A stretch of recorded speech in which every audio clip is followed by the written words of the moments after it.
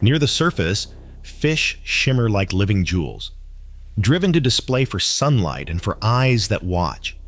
But drop below 200 meters, and the same ocean demands a brutal trade: beauty for survival, color for camouflage, warmth for a cold, black world where pressure crushes and food is never guaranteed.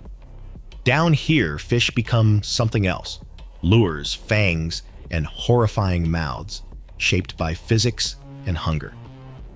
I'm just a small channel trying to reach 1,000 subscribers. If you want to help me out, please make sure to leave a like and subscribe. So, why does the deep sea sculpt monsters while the shallows remain a gallery of angels? Color in the ocean is a currency, and the deeper you go, the more worthless it becomes. Sunlight can only reach so far. By about 200 meters down, the reds are the first to vanish, swallowed by water that acts like a blue filter. Orange, yellow, and green fade next, until only a faint, icy blue remains. This twilight zone is where beauty stops paying dividends. Patterns and pigments that dazzled near the surface become invisible, their purpose erased by physics. In these depths, a bright red fish turns black, a warning stripe disappears, and the ocean's palette drains to gray and blue.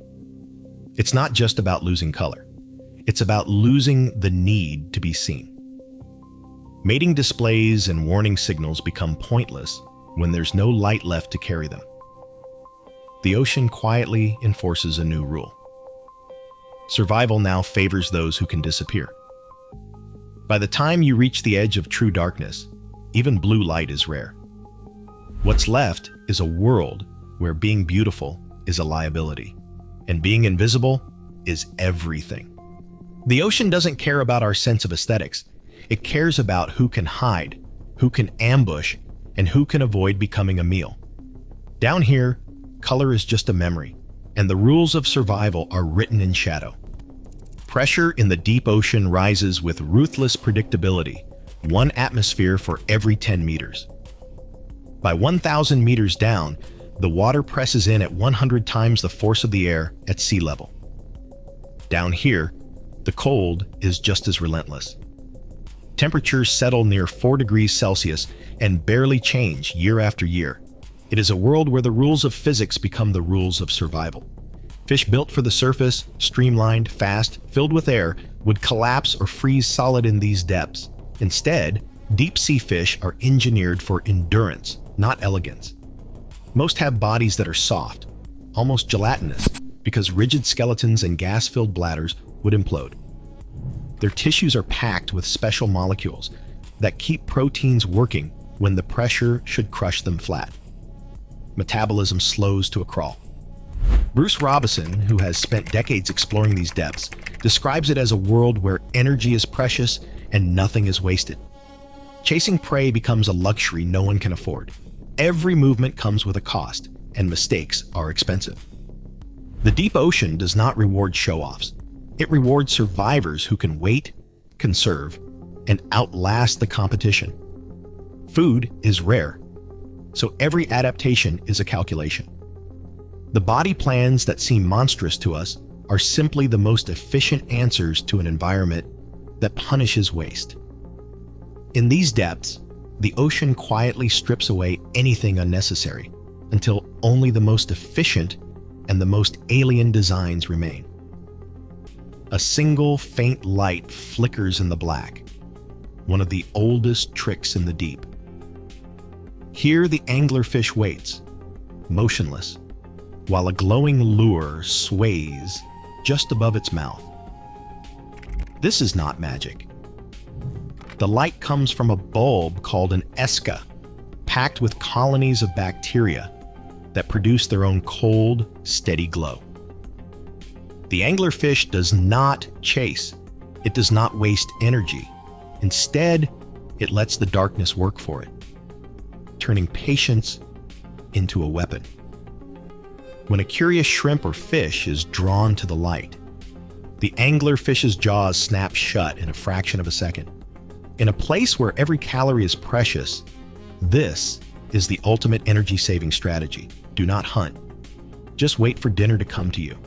The lure is not just a tool, it is a lifeline. Bioluminescent bacteria and the fish have evolved together, each dependent on the other. The bacteria get a safe home and steady food supply. The anglerfish gets a living, blinking fishing rod. Down here, the dinner bell is literally attached to your forehead. But even finding a mate is a problem in the deep. Some anglerfish have solved it with a solution as strange as anything in science fiction. Tiny males, often just a fraction of the female's size, bite onto a female and fuse with her body, sharing her blood supply. Over time, they lose their eyes, and even most of their organs, becoming nothing more than a permanent source of sperm. When the world is a planet-sized cave and you might never see another of your kind, this is what survival looks like. If you like this video, make sure to leave a like and subscribe so you never miss the next video. Some deep sea fish do not bother with tricks or glowing lures. They arm themselves with hardware, jaws, and teeth that leave no room for error. The viperfish is a perfect example. Its mouth is packed with needle-like teeth so long they do not even fit inside when the jaws are closed. The lower fangs curve up outside the skull, ready to impale anything that gets too close. This is not overkill. It is insurance. In a world where food might drift by once a week, missing a meal is not an option. The viperfish jaws are hinged to swing wide, snapping shut in an instant. Along its belly, rows of photophores glow softly, breaking up its outline and making it nearly invisible from below. But when the time comes, those jaws become a trap that rarely lets go. The fangtooth takes this idea even further. Living between 500 and 2,000 meters, it boasts the largest teeth-to-body ratio of any fish in the ocean. Its fangs are so oversized the skull is notched to accommodate them when the mouth closes. The rest of its body is compact and armored, built to survive the crushing pressure and sudden violence of a rare meal. When food is this scarce, evolution does not reward subtlety. These jaws are designed for one thing, making absolutely sure that when prey finally appears, it does not get away. Down here, second chances are not really a feature. At depths between 500 and 3,000 meters, the pelican eel drifts in the dark, waiting for luck to float by. Its body is long and whip-like, but the real spectacle is the mouth. A loose ballooning pouch that can open wide enough to engulf prey almost as large as itself. This is not a mouth built for precision.